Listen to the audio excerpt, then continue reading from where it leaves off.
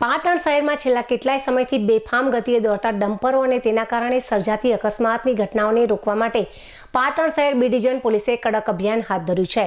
પોલીસની આ ખાસ કાર્યવાહીમાં નિયમ વિરુદ્ધ દોડતા 16થી વધુ ડમ્પરોને ડિટેઇન કરવામાં આવતા ડમ્પર માલિકોમાં ભારે ફફડાટ વ્યાપી ગયો છે। શહેરના જાહેર માર્ગો અને હાઈવે માર્ગ પર ક્ષમતા કરતાં વધુ રેતી અન્ય ખનિજ ભરીને નીકળતા ડમ્પરો જનતા માટે જોખમરૂપ સાબિત થઈ રહ્યા હતા। આ બાબતની ગંભીરતાને ધ્યાને રાખીને બી ડિવિઝન પોલીસે અલગ અલગ વિસ્તારોમાં વોચ ગોઠવીને તપાસ હાથ ધરી હતી। જે ડમ્પરો પાસે જરૂરી દસ્તાવેજો નહોતા અથવા જેઓ ઓવરલોડ ભરીને ટ્રાફિકના નિયમોનું ઉલ્લંઘન કરી રહ્યા હતા તેમની સામે કડક કાયદેસરની કાર્યવાહી કરવામાં આવી છે। પોલીસની આ મોટી કાર્યવાહીના પરિણામે બી ડિવિઝન પોલીસ મથક ખાતે 16થી વધુ ડમ્પરોની લાંબી લાઈનો જોવા મળી હતી।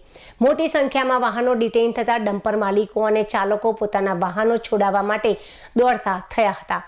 શહેરના રહીશોની સલામતીને ધ્યાનમાં રાખીને પોલીસે સ્પષ્ટ સંકેત આપ્યો છે કે માનવ જિંદગી સાથે છેડા કરતા બેફામ વાહન ચાલકોને છોડવામાં આવશે નહીં।